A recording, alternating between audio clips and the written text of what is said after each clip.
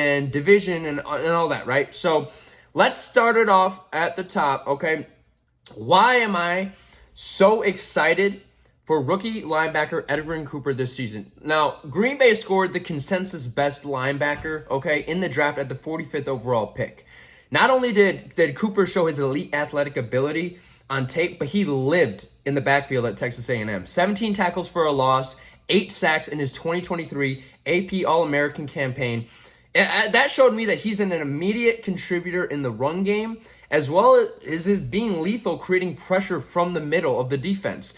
Throughout camp, I've heard nothing but great things about his work ethic, his football IQ. Matt LaFleur even made mention to a play that he was hoping to trick the rookie on, and Cooper sniffed it out so fast that LaFleur thought he had seen the play call sheet. So if that doesn't speak to his football IQ, I don't know what does, but he's a fast learner and he knows ball.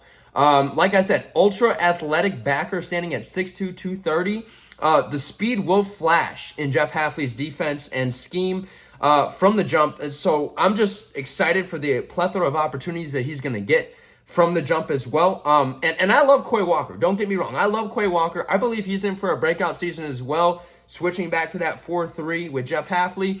But Edgerrin Cooper could play himself into the best linebacker that we have on our roster by the end of the season. And I have a lot of respect, like I said, for Quay Walker. If Quay Walker goes out there and becomes an all-pro, then so be it. I mean, that's a great problem to have. But Edgerrin Cooper is very good. So to say that I'm excited might be an understatement, but having one or possibly two rising star linebackers on this defense, is something that we haven't had for a very long time in Green Bay. So yeah, I am stoked about this kid. He's fast, physical, hard hitter. Like I said, lives in the backfield. So yeah, I'm really excited to see what him and Quay Walker next to each other, especially in those nickel sets. You know, how is that going to work out? It could be very, very deadly for opposing offenses. Let's move on to the second point. Why Jordan Love will have an MVP caliber season. Okay, now you might be saying, whoa. Pump the brakes. MVP? Come on. But seriously speaking, I know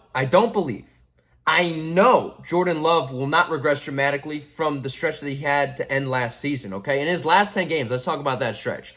Including the playoffs, Jordan Love had a 69.8% completion percentage, which ranked third in the NFL. 2,616 passing yards, which ranked fourth in the NFL. His touchdown-to-interception ratio was 23-3, also ranking first. And his passer rating was a whopping 112.1, which also ranked first in the NFL during that stretch.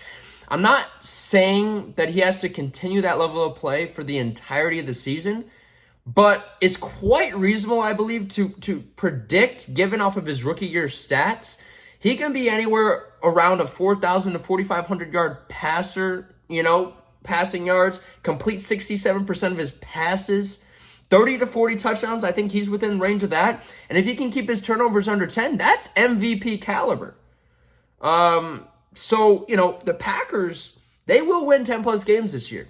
And they could definitely win their division. So maybe even the number one seed's in question. Maybe, I don't know. We'll see. But if the success is there, okay, the story, the stats, and the team success, that is the exact formula for procuring the next new NFL MVP of the league. So Jordan Love definitely has the opportunity to do so. For reference, okay, let's look at last year's MVP runner-up, Dak Prescott. Okay, completed 69% of his passes through for 4,500 plus yards, 36 touchdowns, 9 interceptions, and he didn't win his division, and he was second in the MVP conversation. So I think it's safe to say if the Packers can win their division, if the Packers can be one of the best teams in the NFC, and Jordan Love is putting up these types of stats, something he's very, very capable of doing, we could see Jordan Love possibly be in the conversation for winning the league MVP next year. And I don't think that's way off board. I don't think that's a big stretch. I think looking at where, like I said, those last 10 games last year, if he can even just get 85%, 80% of that type of play for the entire season, the rest of the league's got to watch out. So I'm excited for that because, if we get another MVP quarterback, I mean, that's Rodgers, that's Favre, that's Love. I mean, nobody can doubt that this guy is not legit then. Let's move on to the next topic. Why can you expect a breakout season from second-year edge Lucas Van Ness? Now, in a limited 32% of the defensive snaps last season as a rookie, LVN still tied for second on the Packers in TFLs with 8 and racked up 4 sacks, 6 quarterback knockdowns, and 12 quarterback pressures. Now, for comparison, the veteran starter Preston Smith played 65% of the defensive snaps, totaled 8 sacks, 10 quarterback knockdowns, and 23 quarterback pressures with only 4 TFLs. Now, Preston will start the season, I believe, as the starter opposite to Rashawn Gary. But as the season progresses, I expect LVN to show more development and an increased snap share, maybe to the tune of a 50-50 split with Preston. With that being said, his production will increase, obviously. And from seeing his improvement last year in week 1 to the end of the season, I'm excited to see another big jump in year 2. So I think he has a very, very bright future as a Green Bay Packer. If we can get, 7 to 8 sacks out of Lucas Van Ness this year, and he can make those TFLs into double digits, and we're still hitting the quarterback, getting the pressures, that's a very nice side piece in addition to Rashawn Gary, as well as having Preston Smith, as well as having Kingsley Enagbare. We got a nice little plethora of guys there on the edge now that I'm very excited for. But yeah, expect Lucas Van Ness to get an increased snap share at some point in this season, and once that happens, I think you're going to start seeing him get more comfortable, more aggressive, and it's only going to, the ball's just going to keep rolling downhill from there. Next topic. Who will rise to the top of the tight end room in Green Bay? Luke Musgrave and Tucker Kraft. I almost said Muscraft. Were both rookies last year, and they both shined in big moments. Now listen, Musgrave dealt with some injuries, and Kraft was able to take over that tight end 1 role and run with it. Both seem to have really good chemistry with Jordan Love, especially Musgrave as the season continued, but also have different skill sets and play styles. Looking at the numbers, Musgrave and Kraft were nearly identical, but Musgrave did play 6 less games than Kraft, speaking more to his vertical ability threat as a tight end, vice versa to Kraft being a much better run blocker and pass blocker than Musgrave. No doubt this is a nice problem to have, right? 2 tight ends, 2 different skill sets, both young. But if they're both healthy the entirety of the season, it'll be interesting how the snap share is distinguished, how the targets are distinguished, and how each's production is affected, right? But if both of them can combine for, 700, 800, 900 yards and 6 to 7 touchdowns, that is more than enough that I think anyone is asking from the tight end room in this offense, right? Given how talented the rest of the skill positions are, the wide receivers, the running backs, right? And Marshawn Lloyd, I think, is going to be a big part of the passing game this year.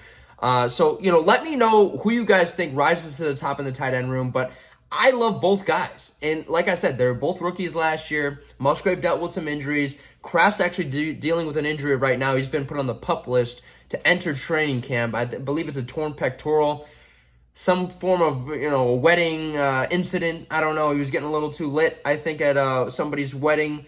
So hopefully he's ready for the start of the season. But yeah, Tucker Kraft really reminds me, and it might be because he wears 85, but he really reminds me of George Kittle. He's not super flashy in the passing game, but he's going to run over people. He's going to get open, and then he's going to make great plays with his hands, as well as being a great run and pass blocker. Luke Musgrave is a lot more sleeky, vertical, a lot more speed. He can slither through, right, the defense, getting across the field, everything very, very effectively.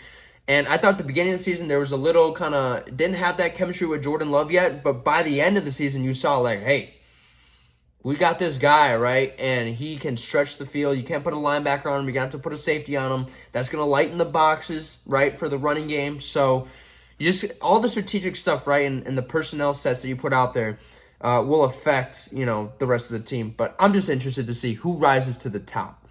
Next topic here. Why Carrington Valentine is a good problem to have for the Packers secondary.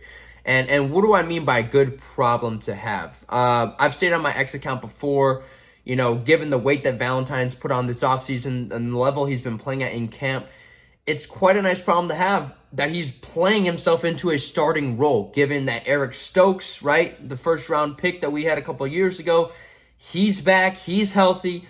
It'd be nice for him to get, the starting role opposite to Jair Alexander. But if not, then we've got another guy behind Carrington, right? Nobody's complaining about depth. I think competition breeds player development, and we saw that last year in the wide receiver room. A plethora of guys, all young, and they're all trying to get, they're trying to fight in a good way, So, yeah, I think that's exactly how the corners are going to be this year. If Carrington Valentine can keep playing great and play well enough to be a starter, we're going to have a first-round pick that's the backup to Jair and him on the outside, as well as Keyshawn Nixon, as well as Corey Ballantyne, as well as, Kalen King. I was about to say Kingsley King. Kalen King, 7th-round pick this year from Penn State. I'm excited for him. We've got a lot of depth in the cornerback room, and if everyone can really just push themselves to be better, it's only going to make the entire defense better, the entire room better. So, yeah, him doing what he's done since being picked in the 7th round to now being a starter on this defense, impressive, extremely impressive. And like I said, the weight that he put on in this offseason, the way he came into camp, his mindset, his attitude, it shows he's dedicated to his craft. So, you as a coach, you can't be mad about that. You're like, hey, this is a problem that fell into my lap, and I am completely all right having it. How Josh Jacobs can transform the Packers offense this year. Now, what does that mean, right? Last year, he may have had a down, injury-riddled year, Josh Jacobs I'm speaking of. But over the past 2 seasons, he's had over 1,500 yards rushing on first downs, okay, on almost about 4 yards per carry, and has led the NFL with 194 missed tackles forced over the past 3 seasons. Now, there's no doubt that Matt LaFleur's offense wants to run the ball, right? That's where everything starts up front for the Packers offense. And that opens up the rest, like I said, opens up the rest of the offense, right? Play action, the sets that we run out of that, right? With Jacobs' hard running style, pounding the ball on early downs, and also breaking free here and there, this offense will change drastically, okay? To the likes that I don't think we've seen since rookie season Eddie Lacy. He was a more physical, bigger, and I don't want to compare Josh Jacobs to Eddie Lacy player for player, but just the style of the offense and how it opened up everybody else. Randall Cobb had a career year that year. Jordy Nelson had a career year that year. Aaron Rodgers won MVP, right? So what a physical running back can do, and especially getting early down yardage, can do for the rest of the offense, the rest of the team, is huge. Now, I love Aaron Jones. God bless him. God bless his heart. Was amazing for us. An absolute true Packer when it comes down to it, okay? But when push comes to shove, Josh Jacobs right now is younger, more physical than what we had in Aaron Jones. Now, you look across the league like guys like Christian McCaffrey joining the Niners and his immediate impact to elevating an already really good Niners offense, a stacked Niners offense, but it got better, right, with Christian McCaffrey. Names like Saquon Barkley joining the Eagles this offseason and what people expect him to do similarly to McCaffrey and elevating that offense to a higher tier, to a higher level. I just don't think enough people are talking about how Josh Jacobs can do the exact same thing for the Green Bay Packers. I really do think he can take this Packers offense to that next level. We were rolling at the end of the season last year, no doubt. Aaron Jones was running for 100 yards in consecutive weeks, no doubt. But I do think, even though how well we were last year at the end of the season, we can be even better with Josh Jacobs. So that's where I stand on this. I really think Josh Jacobs, I'm not comparing him exactly to Christian McCaffrey, but his style of play, the style of offense that we want to run, it's going to take our offense to that next level, and it's going to be scary for the rest of the league.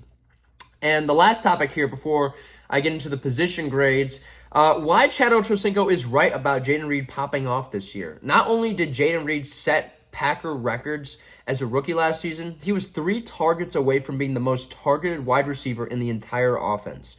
He led the team in receiving yards, tied for the most receiving touchdowns, and if you include his 2 rushing touchdowns, I believe he had more touchdowns than any other skilled position in the entire offense. This guy is an athletic freak that Matt LaFleur clearly wants to get the ball to, deservingly so. Now, Reed is great in the slot, but he can also play to the boundary, and the work that he has seemingly put in this offseason will pay off. I can guarantee that. Already, Jordan Love has come out and said, the chemistry with the wide receivers on offense has been night and day since the start of camp last season, which is expected, but very good to hear. But I just don't think anyone's giving Reed recognition and credit that he deserves, frankly. In my opinion, people are talking about, Jordan Addison, same draft class. Puka Nacua, same draft class. JSN, Zay Flowers. No one's talking about Jay Bird, though. And he's going to let y'all know. So, Chad Ochocinco, man, he loves our Packer wide receivers. When Devontae sent him that tape of him running routes in practice, he was crying on social media. He's like, man, this is so damn beautiful.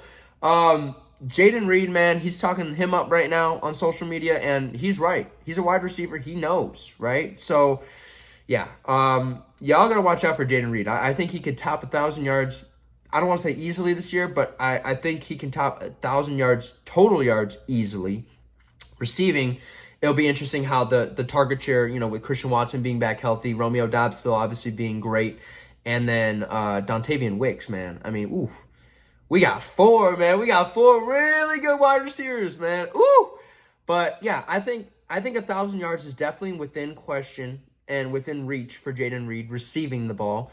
He could maybe get to 100 catches, and if he's 100 catches, 1,000 yards, and 7 to 8 touchdowns, that's almost Pro Bowl-esque. So, yeah, people gotta know about Jay Bird, man. They don't.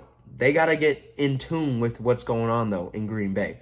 Let's move to the position grades though. So, like I said, 53-man roster. I got 57 names listed in here. So there's gonna be some tough decisions the Packers need to make.